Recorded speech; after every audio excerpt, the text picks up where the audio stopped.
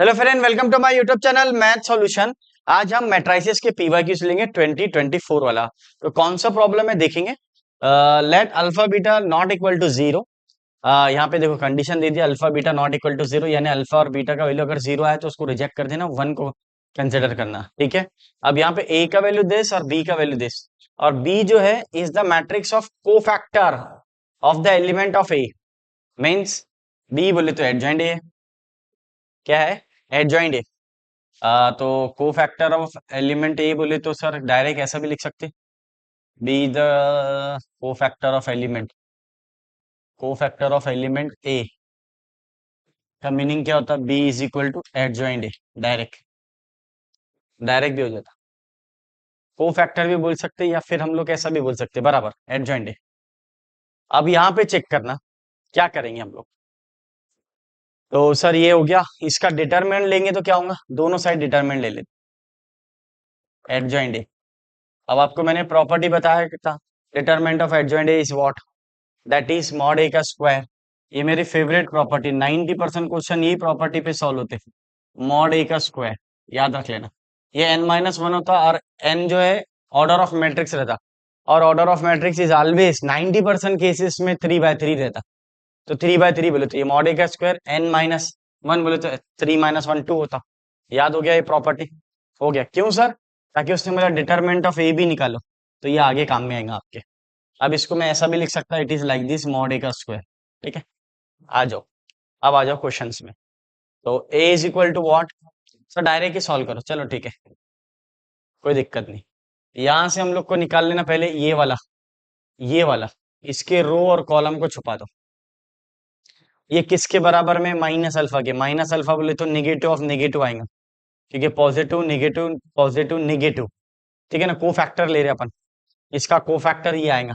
इसको इससे मल्टीप्लाई, इसको इससे 2 अल्फा स्क्वायर माइनस 3 अल्फा, ये अल्फा हो जाएगा। 2 अल्फा स्क्वायर माइनस 3 अल्फा, इसको भेज दो इधर। 2 अल्फा स्क्वायर माइनस 4 अल्फा, तो अल्फा का वैल्यू एक जीरो आ जाएगा और अल्फा का वैल्यू 2 आ जाएगा। तो जीरो नहीं चलता अपने को, 2 ले लेंगे अपन, बराबर। सर क्यों, यहाँ से अपन पहले अल्फा और बीटा निकाल लेंगे। अल्फा बीटा निकाल दिया, अल्फा का वैल्यू यहाँ रख देंगे, अल्फा और बीटा का वैल्यू, उससे क्या निकलेगा, डिटरमिनेंट ऑफ ए बी निकलेगा। डिटरमिनेंट ऑफ ए बी चाहिए ना, तो ये तो अननोन वैल्यू है अल्फा बीटा के टर्म्स में, तो अल्फा बीटा निकाल लेते पहले, फिर अल्फा बीटा को यहाँ सब्स्टिट्यूट करके डिटरमिनेंट ऑफ ए बी ले लेंगे। क्या ले लेंगे, डिटरमिनेंट ऑफ ए बी। तो इससे क्या किया सर आपने, कुछ नहीं बेटा, ये इसका कोफैक्टर है। इसका क्या है, ये कोफैक्टर, तो ये अल्फा माइनस अल्फा कैसा आया होगा, इसके रो और कॉलम को छुपाकर। अच्छा अच्छा अच्छा, तो इसके रो और कॉलम को छुपा के जो आंसर आया वो माइनस अल्फा आया होगा, तो ये माइनस अल्फा के बराबर में, ठीक है ना। तो ये कोफैक्टर है, पॉजिटिव ले लेंगे हम लोग इसको। अब यहाँ पे देखिए क्या करेंगे, कौन बताएंगे बोलो। ये अल्फा का वैल्यू 2 आ गया, बीटा ले लो। बीटा के लिए क्या करेंगे सर, कुछ भी नहीं करेंगे, कुछ और ले लो अभी, तो ये ले लो, ये वाला, ये 3 अल्फा के बराबर। 3 अल्फा कैसा आया होगा, तो 3 अल्फा कैसा होगा, देखो 2 मिनट में समझ में आ जाता। 3 अल्फा, ये जो 3 अल्फा है ये कैसा आया होगा, इसके रो और कॉलम को छुपाकर, ठीक है, ये इसका कोफैक्टर है ना, तो यहां से आ जाएगा। तो ये हो जाएगा 2 alpha square minus alpha beta, बराबर। अब ये आ गया मेरा 3 alpha, 3 alpha 2 alpha square minus alpha beta, alpha का वैल्यू 2 रख दो, 3 2 जा 2 इंटू 2 का स्क्वायर, और ये 2 बीटा, तो ये 6, और ये हो जाएगा 8। ये 2 बीटा इसको इधर ला लो, इसको इधर शिफ्ट कर दो, 2 beta is equal to 8 minus 6, 2 beta is equal to 2 beta is equal to 1। इतना बेसिक क्यों पढ़ाते सर, अब पढ़ा दे रहा बेटा मैं, ताकि टेंशन न रहे। अभी देखना मेरे दोस्तों, यहां से सॉल्व कर लो, ए चेक कर लो, डिटरमिनेंट ले लेंगे अपन ए का, डायरेक्ट यहाँ डायरेक्ट। अल्फा का वैल्यू भी है, बीटा का वैल्यू भी है, क्या है अल्फा का वैल्यू बोलो, अल्फा का वैल्यू 2 है सर, और बीटा का वैल्यू 1 है, रख दो यहाँ पे। 1 2 3 2 2 1 -1 2 4 आ जाएगा, 2 2 जा 4 होता। ये हो गया डिटरमिनेंट ऑफ ए बी, ठीक है। अब ये देखो, अब आ जाओ, कंडीशन क्या बोला उसने, थोड़ा ध्यान देंगे तो कोई टेंशन नहीं। अब इसको करने की जरूरत नहीं, सॉल्व करने की जरूरत नहीं, क्यों सर क्यों, बताता हूँ। डिटरमिनेंट ऑफ ए बी पूछा उसने, डिटर्मिनेंट ऑफ ए बी। देखो मेरे पास ट्रिक है, तो सबसे पहले क्या करना, इसका डिटर्मिनेंट निकाल लेंगे। तो इसका डिटर्मिनेंट जो आता है वो 6 आता है। कितना आता है? 6 आता है। तो अब चेक कर लेना, जरूरत नहीं है इसको, अगर आपको बताना है तो बता सकता है, 8 - 2 आ जाएगा एंड सो ऑन। कर लिए तो डिटर्मिनेंट इसका 6 आ गया। यहाँ से आपने डिटर्मिनेंट निकाल लिया। क्या किया, अल्फा और बीटा का वैल्यू यहाँ रखे, उसका डिटरमिनेंट निकाल लिया। सर काम है कि उसका, हाँ काम है, 1 सेकंड में समझ में आ जाएगा, कोई प्रॉब्लम नहीं। अब उसने बोला डिटरमिनेंट ऑफ ए बी। अब मुझे बताओ डिटरमिनेंट ऑफ ए बी निकालना है आपको। सर बी का भी डिटरमिनेंट निकाल लो, काय को निकालने का, मेरे पास आगे ना ट्रिक है, दिखाता हूं मैं, चेक करना।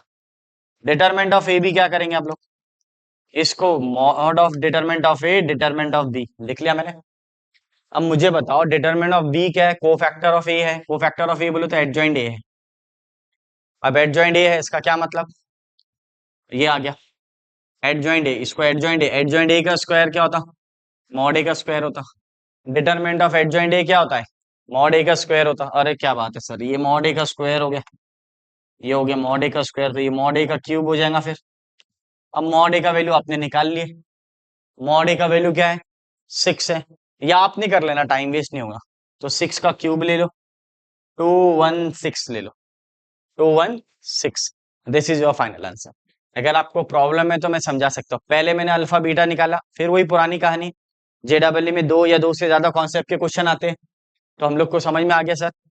पहले आपने अल्फा और बीटा निकाले, अल्फा बीटा भी इसको इक्वेट करके निकाले, इसका कोफैक्टर ये होता इसके बराबर में, ठीक है ना। और यहाँ से बीटा यहाँ से भी कोफैक्टर से अल्फा बीटा निकाल के आपने ए में रख दिए। सर बी में रखते तो आप 2 बार डिटरमिनेंट निकालना पड़ता, determinant of A determinant of B, ठीक है, टाइम वेस्ट होता। लेकिन मैंने प्रॉपर्टी को यूज करके, ये जो मेरी फेवरेट प्रॉपर्टी ये वाली एडजॉइंट ए वाली, ये कौन सी प्रॉपर्टी है, mod of A raise to N minus one वाली। अब ऑर्डर हमेशा 3 च रहता, तो 3 - 1 2 ही होता। तो आपने इस तरह इसको याद करना, एडजॉइंट ए बोले तो मॉड ए का स्क्वायर। अगर आप पूरे पीवाईक्यूज देख रहे हैं, मेरे पूरी सीरीज देख रहे हैं, ऑटोमेटिक कॉन्सेप्ट समझ में आएगा आपके, ठीक है ना। तो ये आ गया आपका answer, 216 is the final answer. तो ये हमेशा 90% is the matrix of cofactor of element आता है, तो एडजॉइंट ऑफ ए रहेगा, ठीक है ना। तो बी जो है एडजॉइंट ऑफ ए है, एडजॉइंट ऑफ ए बोले तो मॉड ए का स्क्वायर, मॉड ए का स्क्वायर इंटू मॉड ए बोले तो मॉड ए का क्यूब, मॉड ए का वैल्यू 6 है, 6 का क्यूब 216, इस तरह करेंगे, ठीक है बेटा। चलो देखते हैं next question. Now the next question, let A is equal to this matrix B, B बोले तो ये B is equal to, it is like this, B1 B2 B3, ये थोड़ा सा प्रिंटिंग मिस्टेक्स है। Where B1 B2 B3 are the column matrix, ये सब column matrix है, इट इज लाइक दिस। ये खुद 3 by 3 का मैट्रिक्स है, हाँ? बी क्या है, 3 by 3 का मैट्रिक्स है, बस कॉलम मैट्रिक्स बोल के छोड़ दिया उसने। उसका मतलब B1 अलग है, B2 अलग है, B3 अलग है। फिर एक कंडीशन दिया है AB1 का, AB2 का, AB3 का, और यहाँ पे 0 होना चाहिए। क्या होना चाहिए, 0, ठीक है, ये इक्वल टू होना। फिर दिया उसने if alpha is equal to mod B and beta is the sum of the diagonal element of the B. सबसे पहले आपको बी निकालना पड़ेगा, उसके बाद ही सब आएगा। तो बी निकाल लेंगे तो अल्फा भी आ जाएगा, बीटा भी आ जाएगा। तो बी के लिए 3 कंडीशन दिया उसने, B1 B2 B3। तो सॉल्यूशन में डायरेक्ट आप लोग डायरेक्ट भी सॉल्व कर सकते। पहले आप लोग लेंगे B1 क्या लेंगे अपन, X1 Y1 Z1 बराबर, ये आ जाएगा मेरा AB1 is equal to, AB1 का कंडीशन क्या है, 1 0 0, रख दो वैल्यू। ए का मैट्रिक्स क्या है, 2 0 1 1 1 0 1 0 1। और B1 क्या है आपका, X1 Y1 Z1 is equal to 1 0 0। यहां से आपको सॉल्व करेंगे तो X1 Y1 Z1 मिलेगा B1 के लिए, फिर B2 के लिए सॉल्व करेंगे तो X2 Y2 Z2 मिलेगा, देन B3 के लिए X3 Y3 Z3। तो ये 2X1 0Y1 Z1 is equal to 1, X1 plus Y1 plus 0Z1 is equal to 0, X1 plus 0Y1 plus Z1 is equal to 0। अब इन दोनों को अगर मैं सब्ट्रैक्ट कर दूं तो आपके पास X1 आ जाता, क्लियरली दिख रहा, 2X1 plus Z1 is equal to 1, X1 plus Z1 is equal to 0। ये गया, तो X1 इज इक्वल टू 1 आ गया। जब X1 का वैल्यू आप यहाँ रखेंगे तो Z1 का वैल्यू -1 आएगा, Z1 का वैल्यू -1 रखेंगे तो यहाँ पे चेक करना, कहाँ पे, हाँ X1 के वैल्यू यहाँ पे भी आ जाएगा, ये Y की जगह भी आप X1 का वैल्यू रखेंगे तो Y1 का वैल्यू -1 आ जाएगा। 3 वैल्यू आ गया आपके पास, हो गया। तो B1 क्या आ गया आपके पास, चेक करो, -1 आ गया। ठीक है, ये आपका B1 है। अब आपको B2 निकालना है। क्या निकालना है? B2। तो B2 कैसा निकालेंगे? सेम प्रोसीजर से। हाँ, तो B2 का भी सेम प्रोसीजर आएगा। डायरेक्ट लिखता मैं सर, डायरेक्ट लिखो, अभी कोई प्रॉब्लम नहीं, समझता है मेरे को। ए का मैट्रिक्स बोलो क्या रहेगा? That is 2 0 1 1 1 0 1 0 1। B2 क्या रहेगा मेरा? X2 Y2 Z2। कंडीशन क्या है सेकंड वाला? That is 2 3 0, which is 2 3 2 3 0। अब देख लेना मेरे दोस्तों, इसको सॉल्व करेंगे तो X2 Y2 Z2 आएगा। ठीक है, फिर आपका क्या आएगा बोलना बेटा? यहाँ पर X2 का आ जाएगा 2, Y2 का वैल्यू -1 और Z2 का वैल्यू 2। ठीक है, सॉल्व कर लेना, यही आंसर रहेगा। फिर आगे देख लेंगे हम लोग AB3। AB3 कैसा निकालेंगे? Same procedure. ए का वैल्यू क्या है? 2 0 1 1 1 0 और ये 1 0 1। इसको भी सॉल्व कर लो। B3 बोले तो B3 is what? That is X3 Y3 Z3। ये डायरेक्ट लिख लिया मैंने आंसर, आप सॉल्व कर लेना, चेक कर लेना, रॉन्ग भी आ सकता, आप अपने हिसाब से सॉल्व कर लेना। क्योंकि यही प्रोसीजर से सॉल्व करेंगे उसको आप। ठीक है ना, इसी से सॉल्व करेंगे हम लोग इसको, इसी से सॉल्व करेंगे बेटा, कोई दिक्कत नहीं है। इसका आंसर देख लेना। मुझे ऐसा लगता है शायद यहाँ पे 1 आना चाहिए और यहाँ पे -2, तो ये 2 1 -2 आएगा आंसर, बराबर। अब आ जाएगा आपका अगला, थर्ड कंडीशन क्या है? AB3 is equal to what? AB3 is equal to, तो सर ये है 3 2 1। इसको सॉल्व कर लो तो 2 0 3 आता आंसर शायद। इसको सॉल्व कर लेंगे तो आपको X3 निकालना है, Y3 निकालना है, Z3 निकालना है। तो ये देखना है आपको X3 Y3 Z3 किस तरह आता है। सेम प्रोसीजर, पहला वो आएगा, ये आपको ऐसे ही सॉल्व करना है बेटा। मैं डायरेक्ट लिख ले रहा हूँ ताकि सेम ही प्रोसीजर है, टाइम बच जाता अपना। अब टाइम बचने को ना, टाइम बचने के लिए प्रॉब्लम नहीं है। 2 0 -1 आता शायद इसका, 2 0 -1। आपने चेक कर लेना, मैं रॉन्ग भी हो सकता हूँ। हाँ ठीक है ना। क्या कर रहे हैं सर आप? कुछ भी नहीं, ये प्रोसीजर से आपको सॉल्व करना है। इससे आपको X1 Y1 Z1 मिला, उसी से आपको X2 Y2 Z2, ये टैली कर लेना, ये फाइनल आंसर है। अब यहाँ पे क्या करेंगे हम लोग देखना, बी मैट्रिक्स। बी मैट्रिक्स क्या था? कॉलम था, ऐसा आएगा लाइक दिस। 3 by 3 था क्या सर? हाँ हाँ, कॉलम मैट्रिक्स है ना, B1 खुद कॉलम मैट्रिक्स है। ये 3 एलिमेंट्स है, उसमें 3 एलिमेंट, उसमें 3 एलिमेंट। अब रख दो वैल्यू, जैसी वैल्यू रखेंगे तो पहला आंसर कितना है? 1 -1 -1। दूसरे वाला 2 1 -2। Third one is 2 0 -1। आपने एक्स वाई जेड का वैल्यू चेक कर लेना। ठीक है ना बेटा। अब इसका डिटर्मिनेंट ले लो। क्या ले लो? डिटर्मिनेंट। जैसी डिटर्मिनेंट लेंगे तो क्या होगा चेक करना। ये डिटर्मिनेंट इसका मॉड ऑफ बी का वैल्यू आ जाएगा आपका 3 आ जाता। मॉड बी का वैल्यू क्या आ जाता? 3।